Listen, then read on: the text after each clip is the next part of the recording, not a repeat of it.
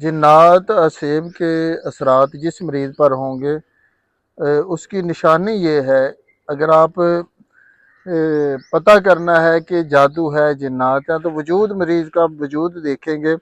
اگر اس کے کندھوں پر وزن رہتا ہے، جسم بھاری رہتا ہے، سر بھاری رہتا ہے، اور جو تکلیف ہے وہ دوائی کھائیں یا نہ کھائیں ایک جیسی رہتی ہے، تو یہ اسیب جنات کی نشانی ہے۔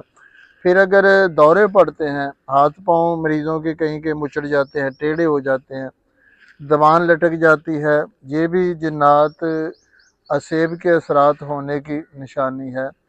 مریض سوتا ہے، دباؤ پڑتا ہے، جسم کو جھٹکا لگتا ہے، یہ بھی اسیب جنات کے مریض کو اکثر ایسا نہ ہوتا ہے۔ دوسرا، میڈیکل رپورٹیں کرواتے ہیں، جگہ جگہ میڈیکل رپورٹیں کرواتے ہیں، میڈیسن کھاتے ہیں، دوائیاں کھاتے ہیں، رپورٹوں میں کچھ نہیں آتا، رپورٹیں کلیئر آتی ہیں اور تکلیف موجود رہتی ہے۔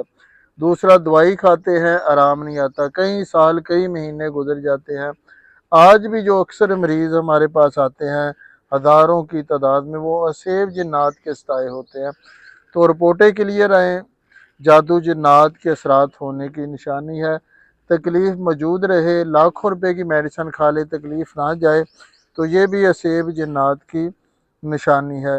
یا مریض اسیب جنات زدہ مریض جو ہے وہ اندھیرے میں اکیلا جاتے ہوئے گھبراتا ہے، ڈرتا ہے، اکیلا سو نہیں سکتا، ڈر جاتا ہے، خوف زدہ ہو جاتا ہے۔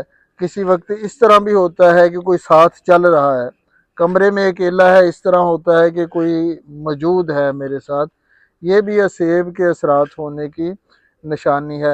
تو اگر گھر پر اگر اثرات ہوں، مریض کے گھر پر جنات یا اسیب کے اثرات ہوں، تو جب مریض گھر میں جاتا ہے تو تکلیف شروع ہو جاتی ہے، گھر سے باہر نکل جاتا ہے تو کہتا ہے میں ٹھیک ہوں۔ یہ گھر پر جادو جنات کے اثرات ہونے کی نشانی ہے۔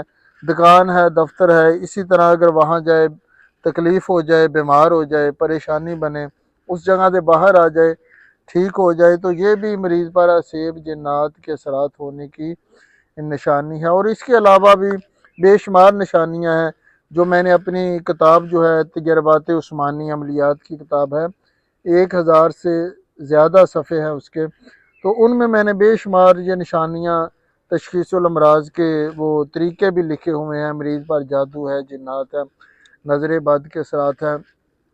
اب اگر آپ پر یہ اثرات ہیں بھی، جادو جنات کے اثرات اگر ہیں بھی، تو پریشانی کی بات نہیں ہے، اس کا کوئی لاکھوں میں خرچہ نہیں، کوئی ہزاروں میں خرچہ نہیں، بڑا معمولی طریقے سے علاج ہو سکتا ہے۔